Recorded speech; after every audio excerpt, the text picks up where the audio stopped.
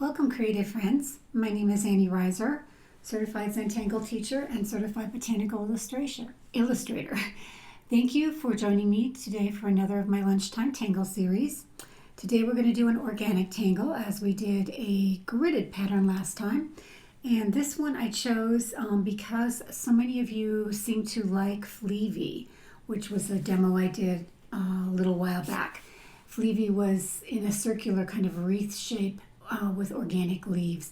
So I thought I would do a similar one today using the tangle called Dragonair. Dragonair is by Norma Burnell, CZT, and we're going to concentrate on this style of Dragonair. Here is a variation which is very cool if you're doing something like a dragon's tail.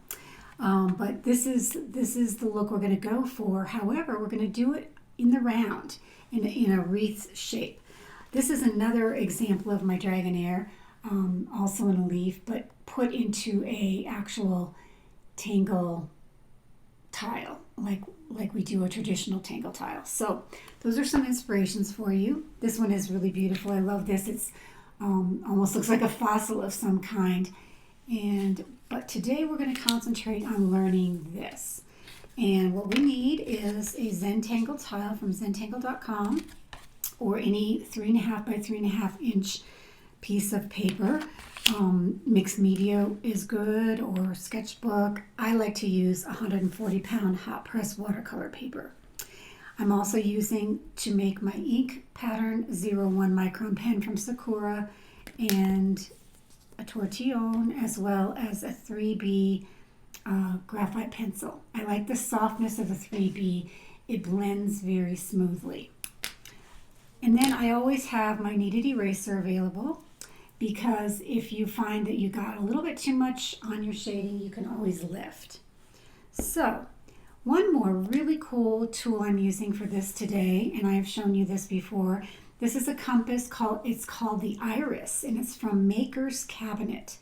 And I love it. It was a gift from my daughter for Christmas, and it's not cheap. So beware of the knockoffs. There are companies out there doing knockoffs of this, but they don't work well, especially when it comes to adjusting the size of your circle. So this one I've already gone ahead and made a little dot in the middle of my tile so that I can center it over that dot and make my first little circle. And in the Zentangle fashion, we're going to make an oral line over that, but I'm going to wait and do that with my pen. However, I do want to make a circle just as a guideline for where we will stop with our leaf when we make it. So I'm going to go by what I have here. That's not quite large enough, so I'm going to increase the size. And I think it's about like that. Maybe a little bit bigger.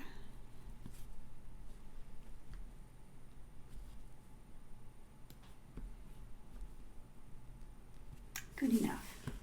Okay, so here we go. I'm going to try to center that over my circle here. It's all kind of not super precise or measured, but that's okay. This is Zentangle. I am going to divide this into 4 sections. A little dot up here, one down here, here, and here. And luckily, my last demo was on well. And this is going to be kind of a well division, a well string. We're going to, first of all, I'm going to ink out this center circle. And I'm going to do an oral line around the circle, which kind of pretty much gives it a facet. And then you can do this with pencil just to get your first lines correct if you'd like. I'm going to start down here and I'm going to draw along the line and curl up to there. See how I already kind of messed it up. That's why this division is kind of nice to do as a string. Doing the same thing, starting down here, drive along and arc up to that line, to that dot. Turn my tile, start again. You do want to have quite an arc on this because that will make it have a dramatic spin. Starting again.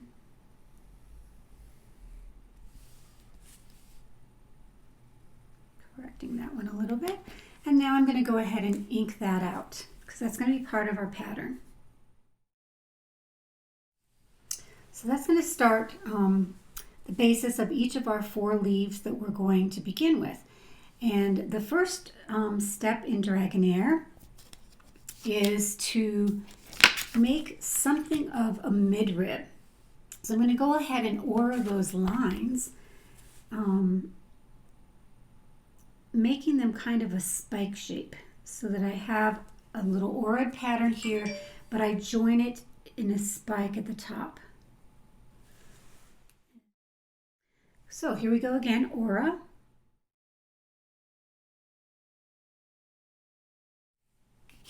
And the next step is we're just going to make these little kind of hooky fescue pattern along that midrib, both on this side and then on the opposite side, going the opposite direction. So let's start here. I think I'm going to start at the bottom. And this is where, however much of a bow or an arc you give this line is going to determine the shape of your final leaf. And the more you do that, the more you'll understand that concept.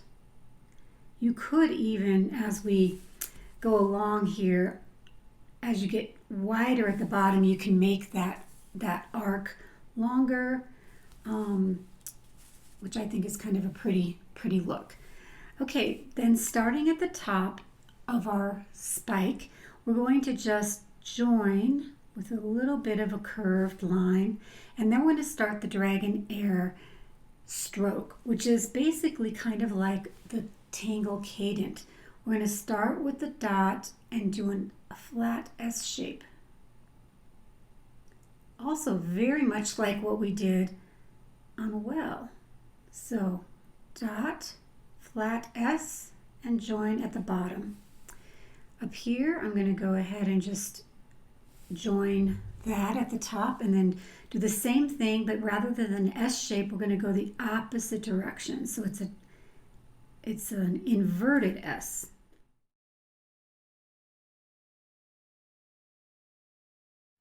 Also, you can vary the distance between these little fescues if you'd like. You can be exact and count if you'd like. I know some of my students out there are very metered. You don't have to be joining this with this exactly. In fact, I'm going to go right in between those two here, just to give it a little bit of a variation. Not maybe botanically correct, but it will be beautiful. So here we go, connecting that spear at the top, or that spike, and then S shape.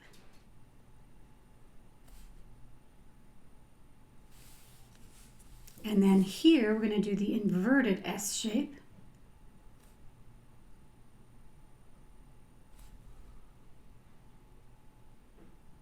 This is what I love about Zentangling. It really helps you hone both sides of your brain, meaning,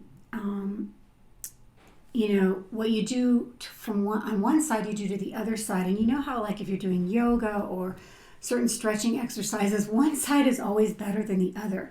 And that's the same way in Zentangle. So by doing both sides, you're training that opposite side that you're not so used to, maybe, or prone to liking to do. And this is just great training for that hand-eye coordination.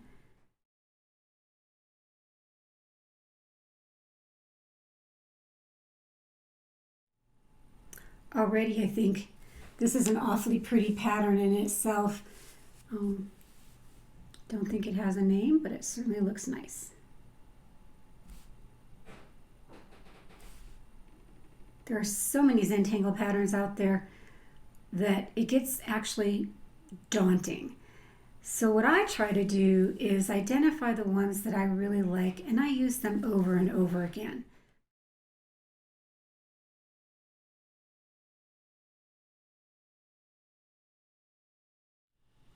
I'm going to do one down here. It's looking kind of bare. So now what? Now we're going to use that beautiful concept of overlap, and we're going to draw under in part. Let's look at this one. So here you saw, actually on this one I did my midrib and I went underneath that leaf and I came out on this side. You can stay, oops, I forgot to shade there. You can stay within your in between, right, like this. Or you can do what I did on that other one where you went under. Let's just look and see the space, what it's lending itself to. Actually, this one I think lends itself to just going in between. So making that midrib, it's going to be turning into a spike almost, right?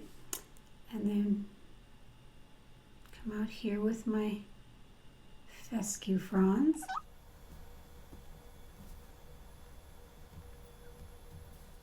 And then same as before, join that spike at the top. You can always restate these dots, which is a good idea. On this one I'm going to just go out. I kind of like that movement of kind of a, it's just a little bit different attitude. I want to keep that nice spin going that we put with our initial almost well-like string.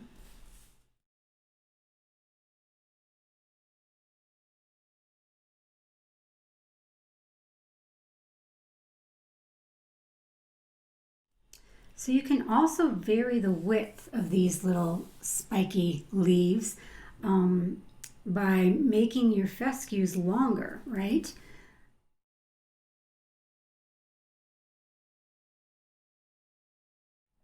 That one goes behind. We don't see where its actual meet-up fescue is. So here we have another one.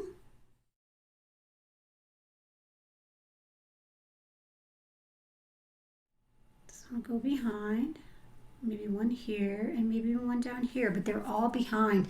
And those will all be picked up in our shading later.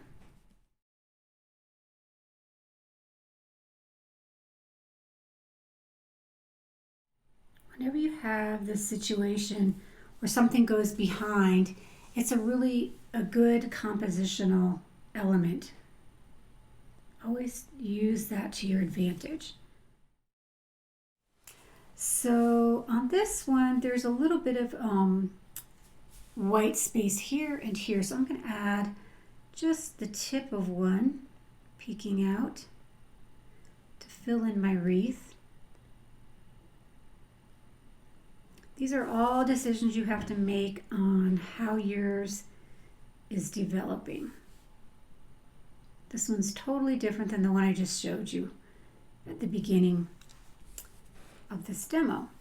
But because I went under some of them, and in this case I didn't really need to because I made them large enough. So here I'm just going to fill up that negative space with another frond. Another Dragonair. I love, if for no other reason to teach you this than the name, it's enough. I love this name.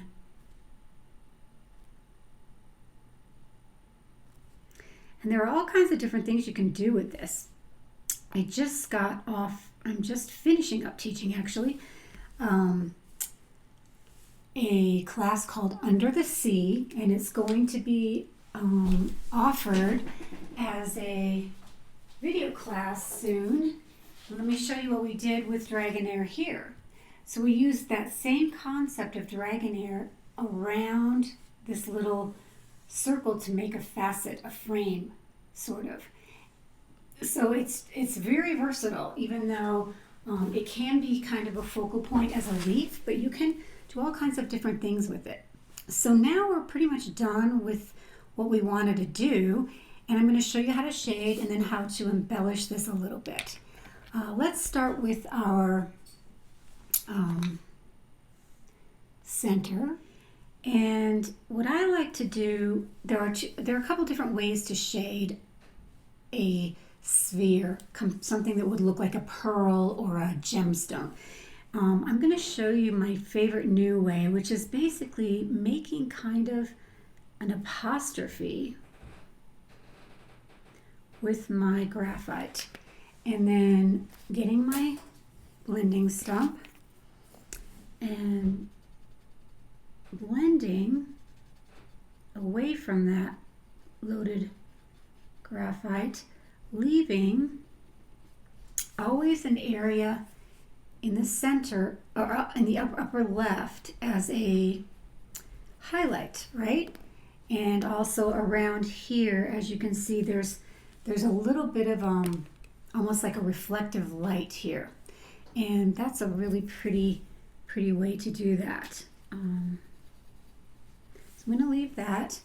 Next, I'm going to pick up the midribs on each of these leaves, and I'm going to add some graphite on either side. We even do this in botanical illustration. I know that I'm going to want to kind of lift these almost like petals from each other and push the under one back. So I'm going to add some graphite there. The reason I'm not doing it on every one is because you get your graphite loaded so much on your blending stump that you don't always need to. Sometimes it's just enough to drag it over from the middle, like that. Look how that's already so three-dimensional. And let's go ahead and do this on all of them.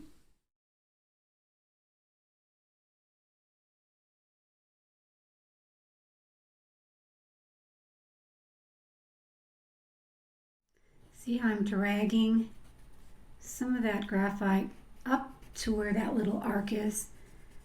We'll want that curve to stay in highlight, but underneath, that gives it the illusion that the one is on top of the other.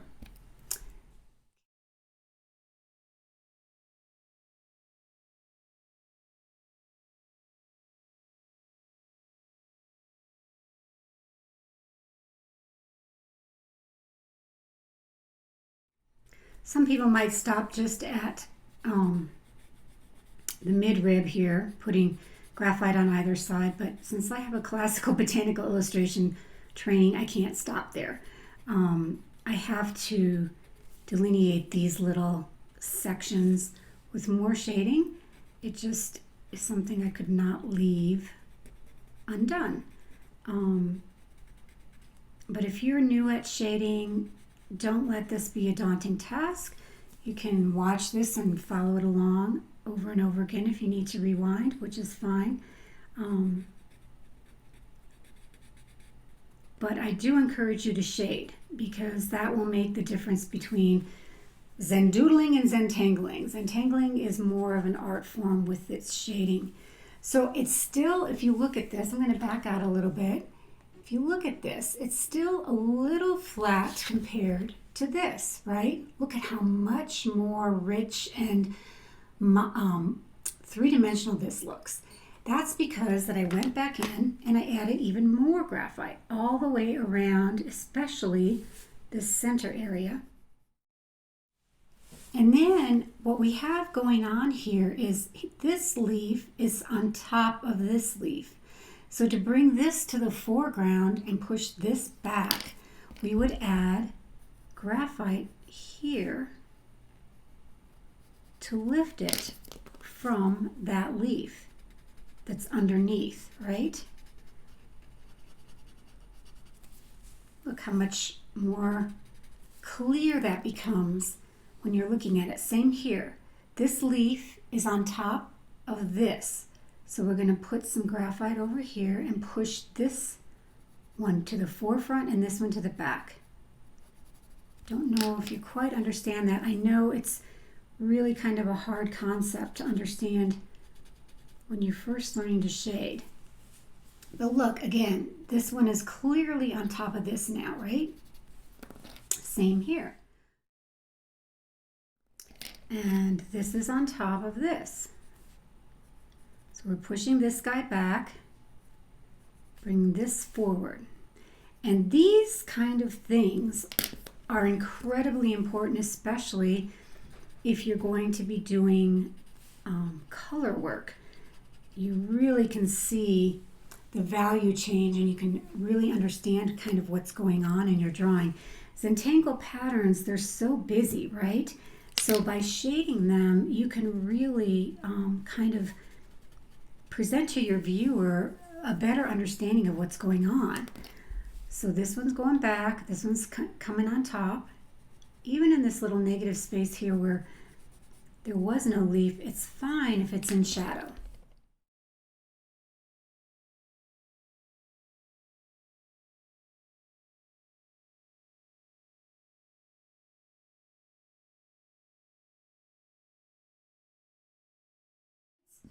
This could use more shading. This is sticking out in my eye.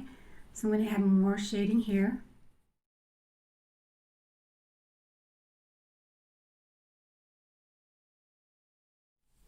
Okay, so it's looking pretty good now. So another thing that I did on this one to make it kind of look old world is I did some hatching here.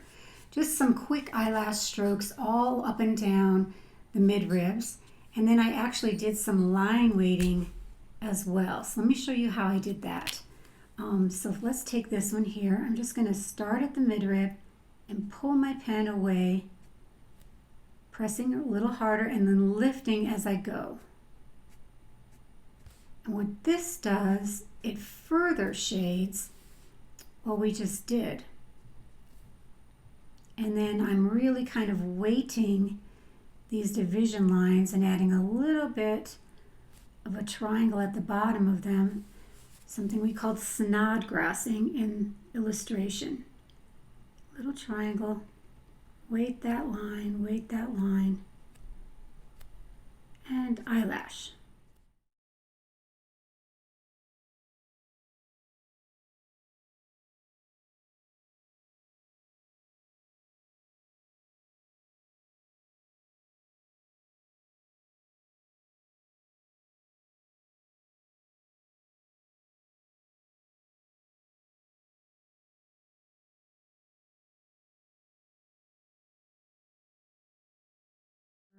Kind of like an aura line, but just a fast one, really fast aura line. Eyelash strokes are so much fun when you get control of them. It's a wonderful thing just to take your paper and just practice it. The closer you are, the more shading you're going to get. This is a shading technique in illustration that's been around forever.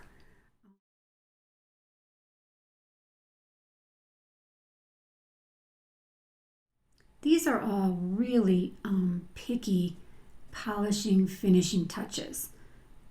I mean, it was already kind of cool as it was, but if you do this, you're going to really increase your artistic value on your piece.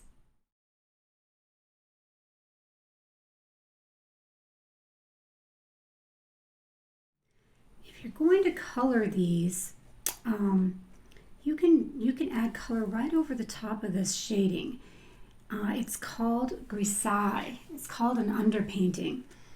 And the shading gives you the depth that you can't get with your color unless you go to a different, darker color in the family of colors that you're shading with.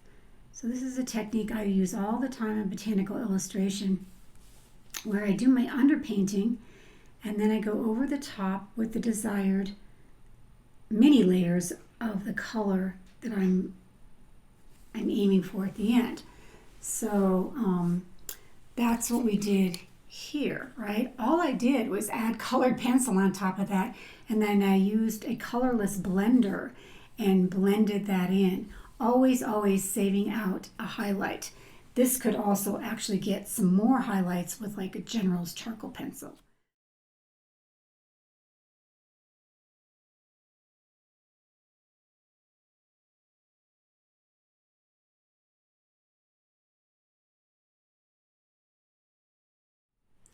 This takes, it takes a lot of time, but it's a fun activity, very relaxing, because once you get the concept down, you don't really have to think about it. You just go in and fill in each of your areas. Here's one that I forgot, so we're going to go back to that.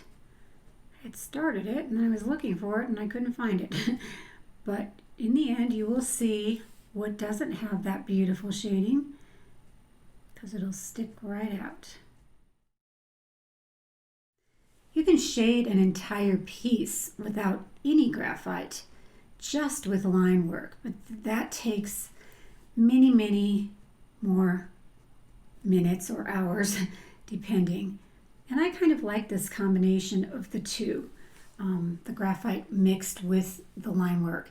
You can see here on this one, I actually went in and filled in some really, really dark areas at the center with my pen.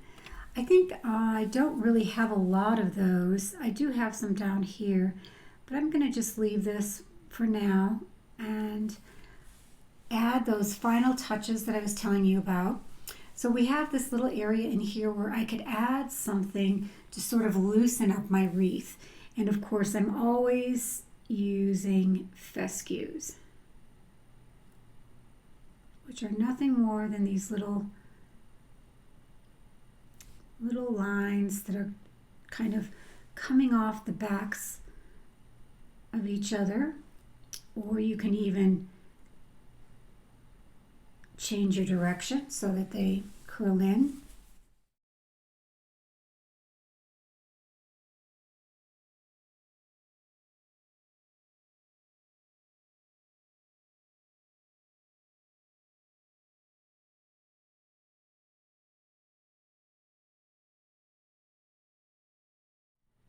Probably could have put another leaf in here, but in nature things aren't always completely symmetrical, and I think that's kind of the beauty of it.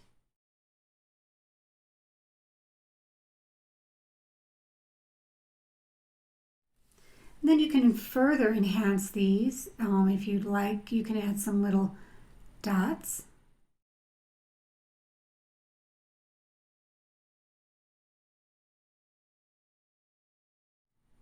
Could actually kind of go crazy doing this because it's so much fun. Crazy in a good way. Okay, so now that I've got my swirling wreath, I want to take it and admire it and look at it and turn it this way and that and decide where I want to put my chop on this piece. Cleaning up some lines.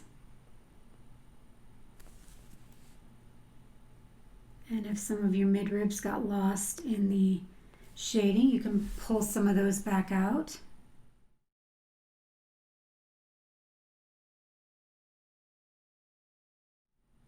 If I were being scientifically accurate, my light source would be coming from here, right? So this would be more the correct highlight. So I would sign down here.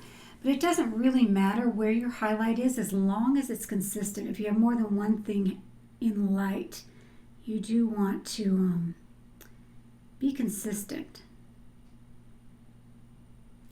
So there's my chop, and then on the back you would sign and date and appreciate your beautiful work of art.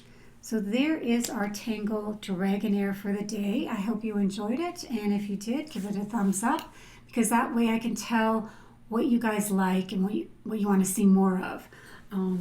Anyway, thanks for joining me. I will look forward to seeing you again next time. We're going to do a really cool Zentangle original gridded pattern. Can't wait. See you then. Well, that's it for today's Tangle. Thanks for joining me. If you like these lunchtime tutorials, please give them a thumbs up and subscribe to this YouTube channel. I also invite you to check out my website for classes that I've scheduled or to purchase my Tangle tags for your favorite step-outs. Our website is bowtangle.net. I'm also leaving you with some other links.